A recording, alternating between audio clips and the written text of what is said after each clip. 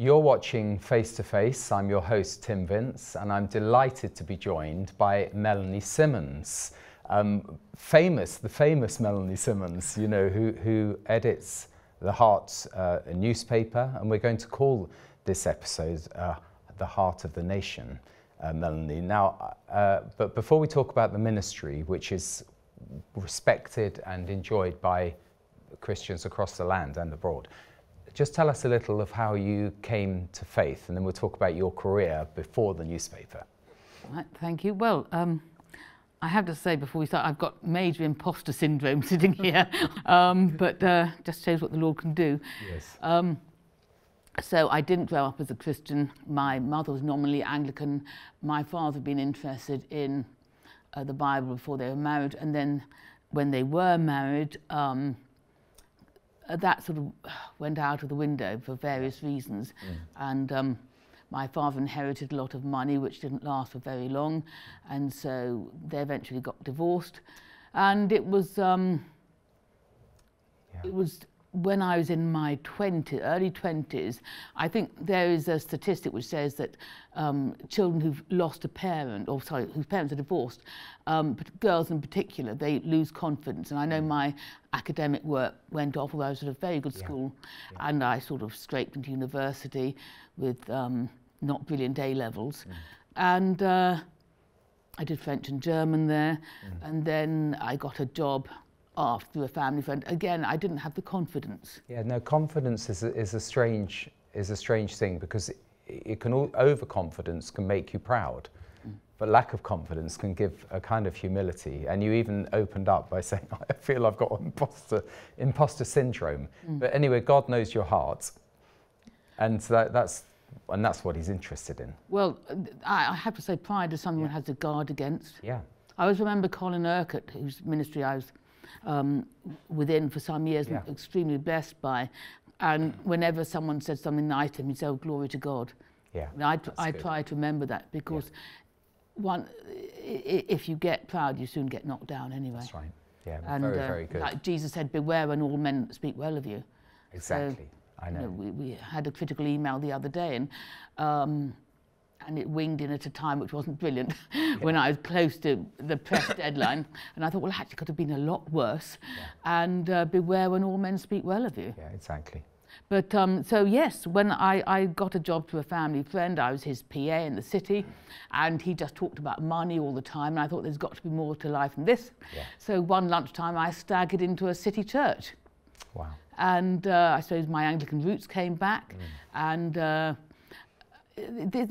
Lord just has it all in hand. He knows. That's right. So you go. I went into this church. Nothing was happening there. I found a little prayer booklet, and then someone happened to say, "Oh, it's St Helens Bishopsgate. They've got these lunchtime services." Exactly. So I used to attend some of those. I remember hearing Dick Lucas go through the whole of Romans. Don't know whether that was before or after your time, but no, it was very special. Well, Bible ministry. That was about, when was that? That was in the early 80s. I'm pretty old. Yeah. Yeah. So was that your time? Mine was the late 80s, and I have to confess, I was working. This isn't my life story here, but working with my dad, and I'd lost my driving license because I'd clocked up for the speeding for 12 points. So I was working instead of working in the north. I was working at his office in Richmond. And I used to travel in specifically to hear that ministry. So the Lord had a plan for me losing my driving license. But yeah, no, but that was the late 1980s. Yeah. So, yes, and so one thing led to another. I went to a young people's weekend. I heard about an after work course they were doing on Mark, the Gospel of Mark. And then they said there's a young people's weekend. Went off to Fairmile Court at Cobham. Yeah. And I came to a point then, I thought, I'd just like to give everything up, you know, and for the Lord. But I don't think at that point I was actually born again. Yeah. Yeah. And that we then, we moved out of London because money ran out, my mother and sister and I, and we ended up, on the south coast. And then, by God's grace again, we went to an evangelical church in Worthing. Wonderful. And there the gospel was preached often, and eventually we all got baptized. And it's been a process. That's helpful, isn't it? Well, from your experience, so you're talking of your personal experience that you had started attending church, but you knew that you didn't know the Lord. It's a bit like John Wesley. I mean, he was out on missionary journeys before he actually knew the Lord. I don't know that I thought I did, but that's the interesting part, because I remember I offered, because I'd had teacher training, to do the children's work, but one of the elders at the church said, well, would like to be a church member or something. I don't think I was born again at that point. Yeah. But so it was a process. They were always being invited to make a commitment. I didn't have a dramatic, Damascus Road experience or anything. No. Yeah. But anyway, the Lord directed you to some good ministry, and that's what a blessing. I've been very blessed. I mean, I went to Roffey Place Christian Training Centre, which is now called a Bible college. The Lord catapulted me there in the early 1990s. Okay. That was after I'd been editor of Woman Alive for a bit. I taught a bit, then I was editor of Woman Alive. That's right, because I remember chatting to you. You were a teacher in the secular state system. And I came back to that, yes. Yeah. And I taught throughout most of the 2000s, yes. So you were Christian, teaching in the secular system. Yes, but the good thing was that my school where I was for the longest was a Catholic school. And there are Catholic schools and Catholic schools. Sure. And this particular one had a born-again chaplain. I'm convinced, it was a lady, in fact, I'm convinced she was just radiant, and you could tell she loved the Lord. And you were allowed to pray with the tutor group in the morning, that kind of thing. So it was quite open. So it's still got something that all schools once had, which was daily, services and things like that. And I do believe that assemblies calm children down, even if they don't, one goes in one in and out the other. Now, we were rattling through things. I heard you mention Woman Alive. Tell us about your work with them. Where were we? So I was teaching my first 2 years of teaching, and this was in the late 80s, and funny enough, that was after I'd become a Christian. So after I became a Christian, I gave my career to the Lord because I knew that's what you were meant to do. And then for the first time, I got a job which was sort of graduate level, because I did have a degree in German with French. Okay. And so I got a job teaching at a local private school. It's extremely hard work. Shattering, actually. And at the time I was lodging with a pastor and his wife, because there wasn't room at my mother's, and the pastor's wife said, why don't you go for so-and-so's job, who's the Christian Woman editor, she wants to leave. So I thought, well, I didn't have the experience, but I went for it, and amazingly I got the job, and they wanted to do a relaunch. Wow. And it was that was a magazine, wasn't it? Yes, it was A4, slightly larger magazine. Yeah. And of course, this was in the days before the internet, so you had proper Christian bookshops going. And large circulation.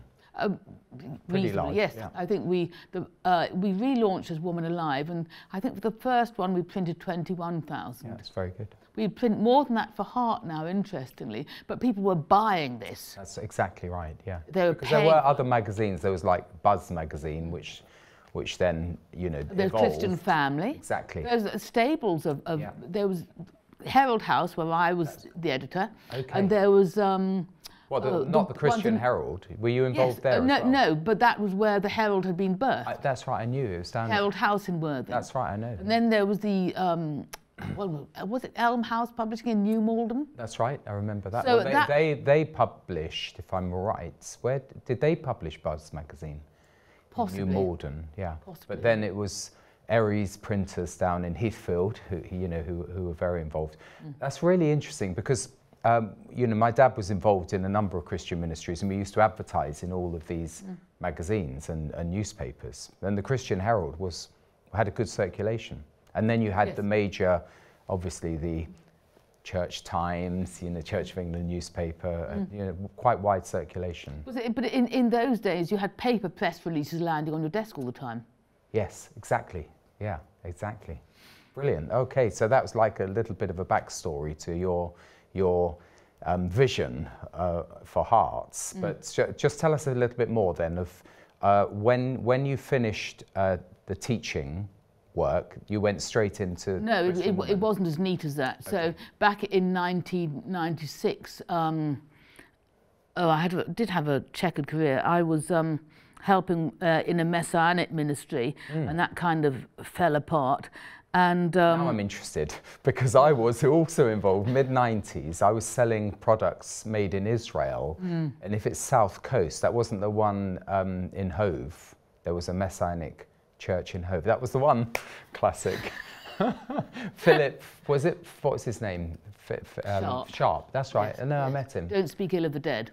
Yeah, no, I do remember him. And Well, that's before he went off the rails, Yes. so to speak. Yeah. Yes, there was a great vision, and I learned a huge amount. And I think the Lord protected me and another girl who'd also come from Kingdom Faith in Horsham. We both, and it was an exciting time, and it was pioneering. Yeah. But there were things which weren't right, and that's the trouble. It's But you when you've got encountered one leader without accountability. Correct. You've got problems. That's right. Exactly right. Yeah. So, but that was in 19. So things fell apart a bit, and I sort of threw myself back on the Lord, and that's when the vision for this Christian newspaper came, completely unconnected. Yeah. So I'm sort of thinking, oh no, everything's gone wrong, and etc. And what am I supposed to do now? How earn a living, etc.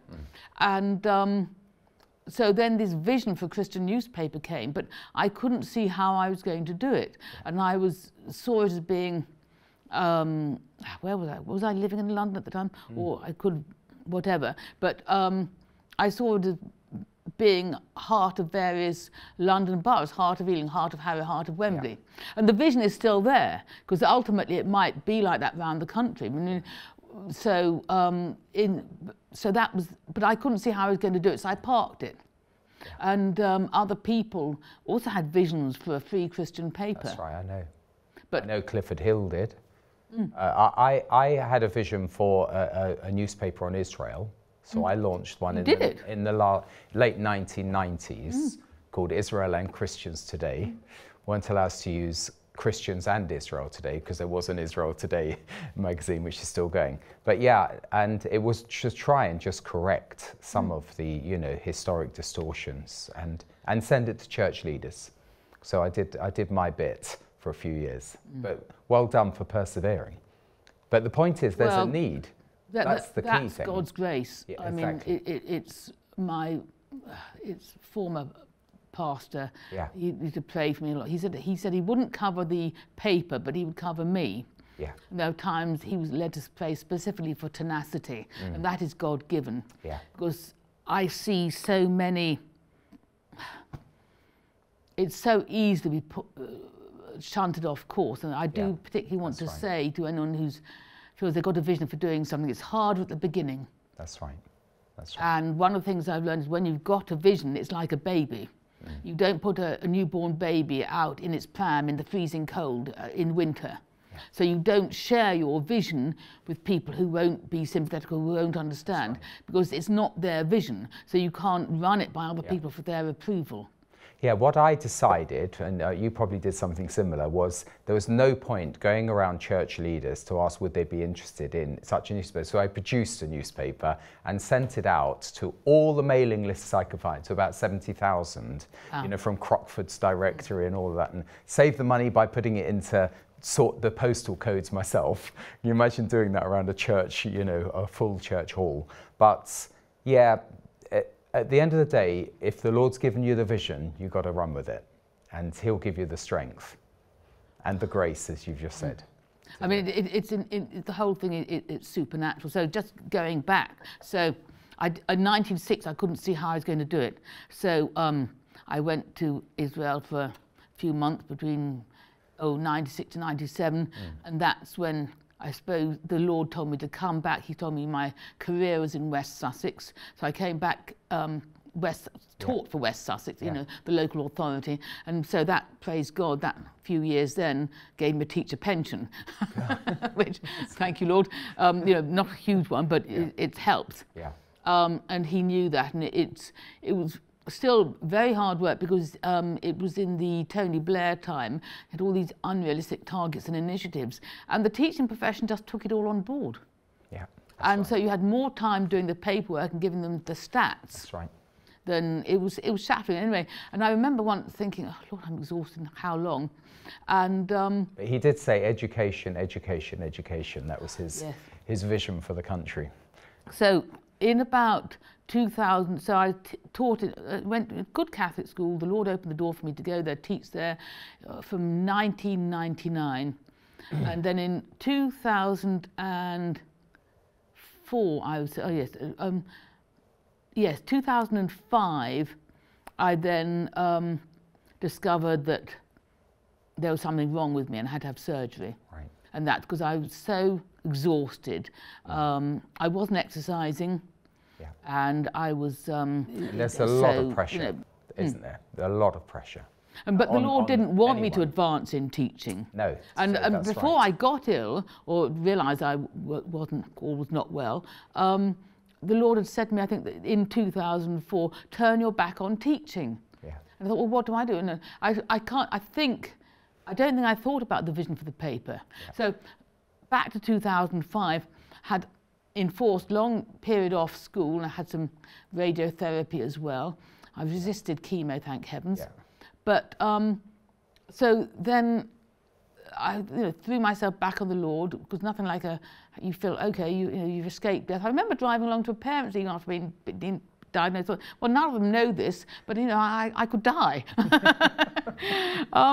But the Lord had other plans, and so when I was convalescing, he brought back the idea for the paper, and I started writing things down in notebooks, and it was concrete. And again, I want to encourage people, if you've got a vision for something, the Lord will flesh it out. He'll put legs on it. Yeah. Because when people say, oh, it might be nice to do this or that, if it's the Lord, he will give you the practical steps. Right, that's right. But the timing was his timing, and the fact is that it's filled a very, very important gap, that where there isn't I mean, of course, Revelation TV has filled a gap as well in the sort of TV, ministry side of things.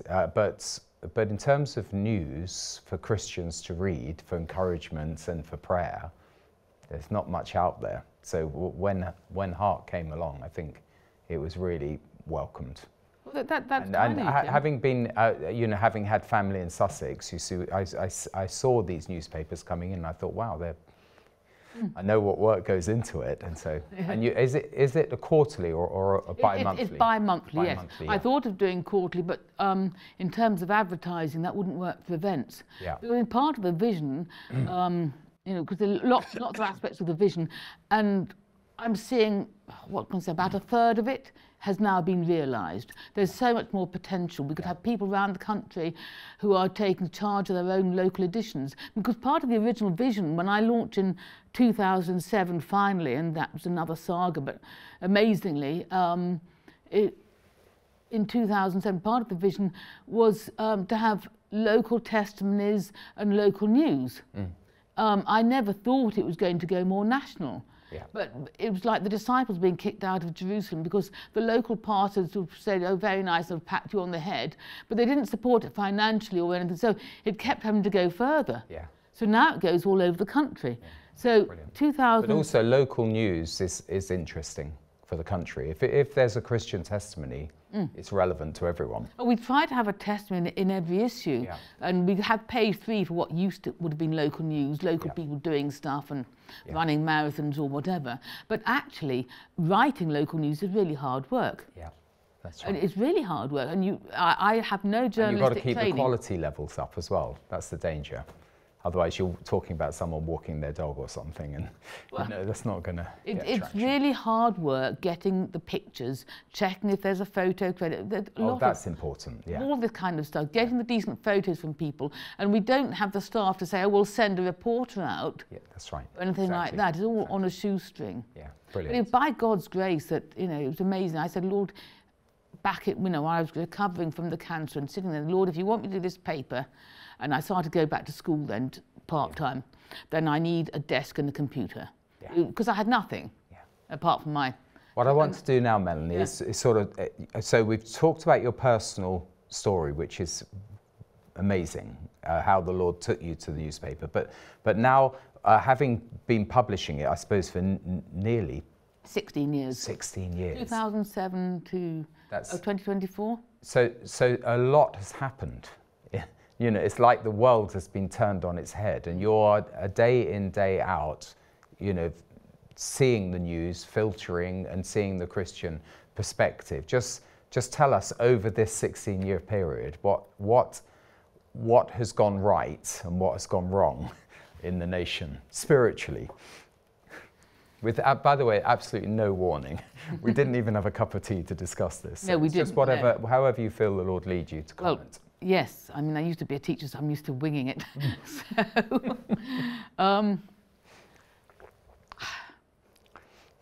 I think the church has woken up a bit. Let's put it more positively. The remnant church is now thoroughly awake. Yeah. The caucus of the church that we belong to, which understands God's purpose for Israel, we're thoroughly awake now. Yeah. And I hope we're more unified than we've ever been. Yeah. I would like to see younger people understanding Israel more. Yeah. And I'd say on the topic of the church. So, I think...